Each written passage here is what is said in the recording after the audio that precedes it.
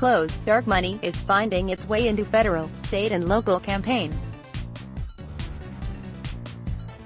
Critics say this means the public can know who helped elect a politician. Mark Wert, Wert at Inquirer.com. Some $73,000 likely has made a profound impact on the overall direction of Cincinnati.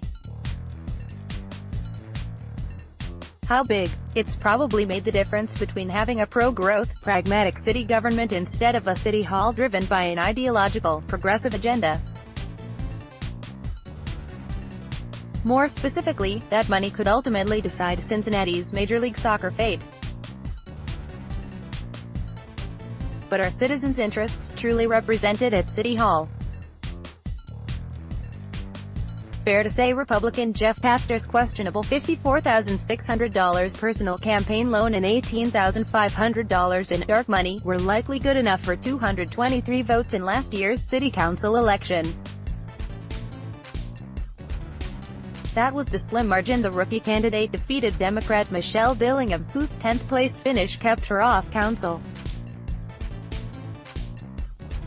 She benefited from dark money during her first council race in 2013, which she also lost. Questions are swirling about where Pastor got the money to loan to his campaign and whether a dark money nonprofit obeyed the rules when it electioneered for a candidate. That's not to mention Pastor's bizarre decision to pass out five-figure checks to churches during the campaign, money supposedly from his day job boss Charlie Shore's Epilepsy Foundation. Let's take a look at the real impact those 223 votes have had on some of City Council's biggest decisions this year. Dillingham told Politics Extra things would have gone much different on three issues if the Kennedy Heights resident had been elected. 1. FC Cincinnati wouldn't be building a stadium, or would have to do it without city aid. City Council voted last month to give FC Cincinnati $34 million for infrastructure to support building a stadium in the West End, one of the final hurdles for the soccer club in its quest for an MLS bid. Pastor was the decider in a 5-4 vote.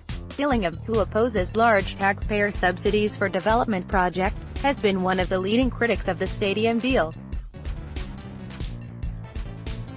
The Bernie Sanders supporter says she's fighting against multimillionaire team owners and their corporate interests to protect citizens in a poor neighborhood.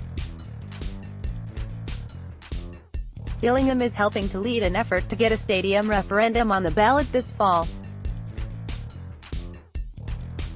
Remember, it came down to West End or bust, so the city's MLS bid could have been in serious jeopardy if Dillingham were on council.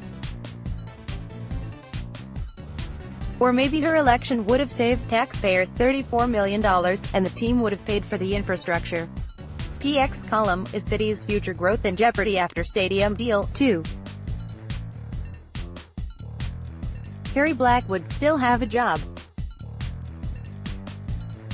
City Hall would be in the 11th week of the standoff between Mayor John Cremley and his hand-picked city manager.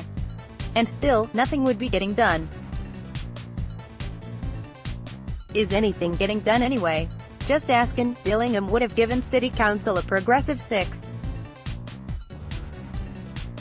The Progressives would have maintained the majority even after Democrat Greg Landsman decided to join Pastor and 3 others in support of firing Black. But as it was, Landsman's decision gave Council the 5 votes needed to fire the city manager on April 21. 3. People with non-Ohio concealed carry licenses would be breaking the law in Cincinnati. Early this month, Sittenfeld introduced a resolution calling for the city to oppose the proposed federal Concealed Carry Reciprocity Act. Congress is considering the bill, which would allow a person with a concealed carry permit in one state to legally carry a gun across state lines. Council opposed Sittenfeld's proposal. Again, it was a 5-4 decision with Pastor helping to kill the resolution. Dillingham, meanwhile, believes in strict gun control laws, and she's been a regular at vigils around town for victims of gun violence. X column, pay no attention to anti-stadium noise. These issues, particularly development and gun control, reflect a big distinction between what council is and what it might have been. The big question, is this what the voters really wanted? By all accounts, Dillingham played by the rules last year.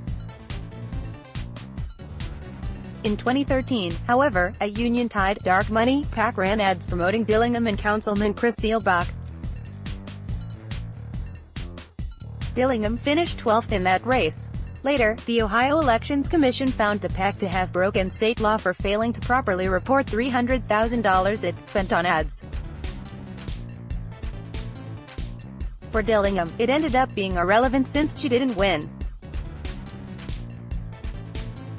The difference now is the money in question could have changed the outcome of the race. The problem is many voters were misled during the campaign, Dillingham said.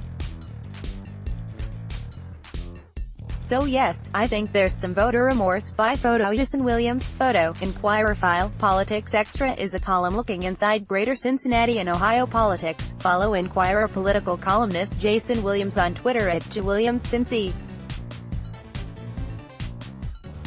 Reader share the story, https://sin.ci/2s5oons